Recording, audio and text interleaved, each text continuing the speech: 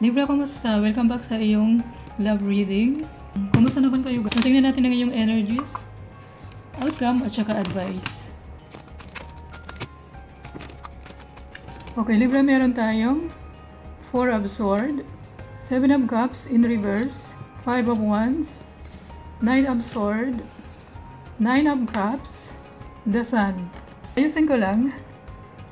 Bottom of the deck, 10 of Swords. Nagkaroon kayo ng painful, dramatic experience na pwedeng years bago mag-heal. Kinakailangan lang po natin ay magkaroon ng tiwala na meron po kayong bagong panimula. Hindi naman po para sa inyong lahat. Papaliwanag natin ang iyong cards. Since meron tayong nakabaliktad, kailangan nyo ng reality check. Siguro nga Libra, pass mo na to. Meron kasi kayong nawala, ito siya. Itong person, pwedeng visionary po sila pero hindi sila realistic. They have fear of confrontation at saka fear of intimacy. Mahirap po makipagrelasyon sa ganitong klase ng tao. Parang ang iba sa inyo hindi nakikinig or nagkanya-kanya na kayo. Pero ang ano dito parang sa sarili mo, reality check kumbaga, ang hindi naman po para sa inyong lahat. Ang advice ng card, tama ba ang iyong mga aksyon na pwede. So maaari po itong nakaraan mo na. So ang minimisay sa'yo, check mo yung mga priorities mo. Para sa ibang Libra, ready to give and ready to receive love. Since nandito rin si The Star, pakita ko lang. Or pwedeng naghahanap ka na ngayon ng long-term na relasyon. So kumbaga nagkaroon ka ng hope and healing. So kung nasa relasyon ka pa daw, mas maganda naman daw ang inyong samahan. So nagiging open at saka honest kayo sa isa't isa. Kayo at saka yung person mo, meron pang natitirang liwanag. Ilagay ko lang. Clarify natin kung sino si Knight of Swords. Clarify natin yung si Knight of Swords. Pero ano lang naman to friendship. Baka may mga friends yung person mo kasi happy-happy sila. So parang maraming kaibigan to na as a friends lang. Hindi naman sinasabi na third party. Kung ikaw ay marriage, pwedeng may mga kaibigan na pwedeng tumulong sa'yo. Kung single ka naman, pwedeng itong pagkikipagkaibigan ay mapupunta na sa pagiging lovers. Kayo na lang po yung umalam kasi. So wala naman akong nakikita ng third party, kundi sa mga kaibigan lang po. Pwede rin na ang iba sa inyo ay nag-hold back. So meron po kayong hindi nakikita. Kung ikaw ay marriage, ina-advise sa'yo na ika-cut out mo na yung mga taong hindi nagsisilbi sa atin. At kung ikaw naman ay single, pwede naman ito ay ang clarity. So tingnan pa natin. Ano po yung outcome? Never-ending story. Decision mo na yan guys kung hindi na talaga kayo masaya. Hindi naman ako nananakot. Life is short na, so kung hindi po kayo masaya sa kanya, di ba, why not coconut? Giving and receiving. Baka kasi ang iba sa inyo, hindi nag-giving.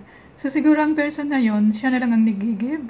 Or pwedeng ikaw na lang ang nag-give. So pwedeng inalikuran na kayo nito or baka may pinili na siyang iba. Mensahe sa'yo na magbigay ka kasi. Hindi ka kasi magbigay, paano ka rin makakatanggap in return? At saka opportunity mo yan kasi. May magnetic energy kayo. Hindi mo na sila hahanapin kasi ikaw na po ang hahanapin nila. So all that glitters. So baka may nakita ka sa kanya na, hey, gusto ko siya kasi ang ganda ng kotse niya. Pero hindi mo nakita ang panloob. Kaya ito ang sinasabi na all that glitters. So kumbaga, ang nakita nyo kasi ay ang kumikinang. Hindi po lahat ng kumikinang ay ginto. Di ba? Nagustuhan mo dahil sa material things. Physical touch. A tender touch can mean so much. Di ba ito rin ang missing sa inyong dalawa. So maganda po sa atin kung talagang may physical touch tayo. Kasi doon natin masasabi na gusto mo yung person. Focus on love. Look for the good in everyone. Kung kayo naman ay wala pang ganito, sina-advise sa'yo, focus on love. Mayroon po kayong kakayahan na mag-focus kayo uli. But it doesn't have to be the case, guys. So, depende po kung ano ang iyong situation. Love is all around you. There is love everywhere all the time. Simply acknowledge this as a truth. Kung walang nagmamahal sa'yo, kayo na lang po ang hinihintay. Kung mamimili lang kayo kung saan nyo pwedeng pumunta. Kung may love ka sa puso mo, love din kasi ang pwede ma-attract mo. Pwede nyo pong mahanap yan sa family, sa neighbors, friends, co-workers, pwede rin sa peach or animals in nature. So, dapat umpisahan na natin maging loving. So, pwede mong sabihin na, I am love. So, kung makikita mo dito na, di ba naka-ano ang arms niya? There's a beautiful reminder to keep an open heart and mind. So, love is always around you.